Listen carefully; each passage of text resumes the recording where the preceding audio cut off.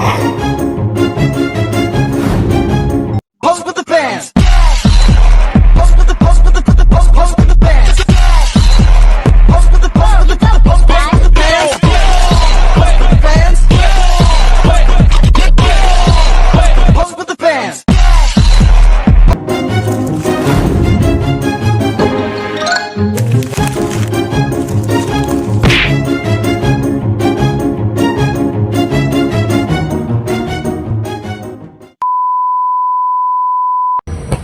Halo teman-teman, pernah nggak sih kalian lihat film karton atau video yang gambarnya bisa bergerak sendiri? Nah, itu semua dibuat dengan teknik yang namanya animasi komputer. Animasi komputer adalah proses membuat gambar atau objek digital seolah-olah bergerak dengan bantuan komputer. Jadi, komputer digunakan untuk membuat gambar dan mengatur gerakannya supaya terlihat lebih hidup dan menarik. Oke, di sini saya akan melanjutkan materi kedua, yaitu B. Sejarah animasi. Perkembangannya dimulai sejak tahun 1990-an dan terus berkembang pesat hingga sekarang hiburan. Satu awal perkembangan 1950 dan 1960-an. Komputer pertama kali digunakan untuk membuat gambar bergerak sederhana. 1958, Ivan Sudher menciptakan Sketch program menggambar di komputer animasi masih terbentuk garis sederhana dan digunakan untuk riset, bukan hiburan. 2. Era eksperimen 1970-an, komputer mulai dipakai dalam pembuatan film. 1972, Edwin Catmull membuat A Computer Animated animasi 3 dimensi pertama. 1976, film Footwear menampilkan karakter manusia 3 dimensi pertama di layar lebar. Baik, langsung saja masuk di poin 3, yaitu era CGI 1980-an sampai 1990-an, yang dimana munculnya teknologi CGI atau Computer Generated Imaging. 1982, Filmtron menggunakan grafis komputer secara luas. 1986, Pixar berdiri dan membuat Lux JR. Sampai 1995, Toy Story menjadi film 3 dimensi penuh pertama di dunia. Yang keempat, era modern 2000 sekarang. Animasi 3 dimensi semakin realistis dengan teknologi rendering dan motion komputer.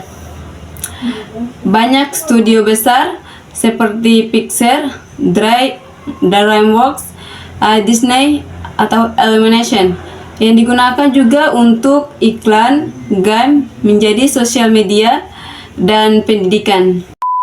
Ini saya akan melanjutkan poin berikutnya, yaitu kelebihan animasi komputer, yang dimana kelebihan animasi komputer ini terbagi menjadi 5 poin. Yang pertama, visual yang lebih menarik.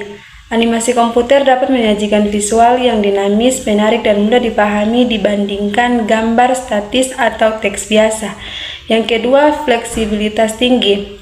Animasi komputer dapat digunakan dalam berbagai bidang pendidikan, hiburan, periklanan, kedokteran, dan arsitektur.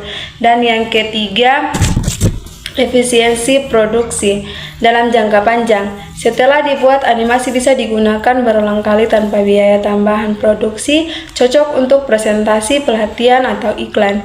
Dan yang keempat, kemampuan menyampaikan informasi kompleks. Konsep yang rumit seperti proses ilmiah atau mekanisme mesin bisa dijelaskan dengan lebih mudah melalui animasi. Dan yang kelima, lebih aman dan etis.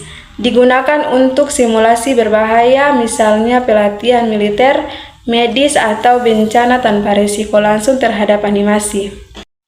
Saya akan masuk ke materi poin terakhir, yaitu 1. Biaya awal yang tinggi membuat animasi komputer, terutama 3 dimensi atau animasi komputer, bisa mahal, baik dari sisi perangkat lunak, perangkat keras, maupun sumber daya manusia.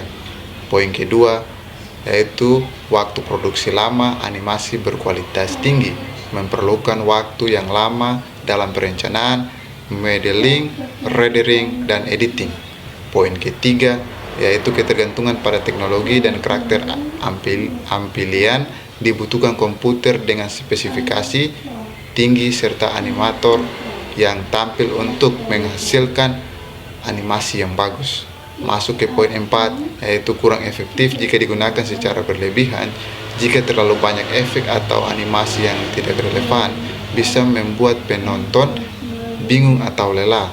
5 yaitu kurang realitas terutama untuk simulasi tertentu. Walaupun realitas animasi komputer tetap bisa kurang meyakinkan di handling video nyata terutama jika kualitas rendah.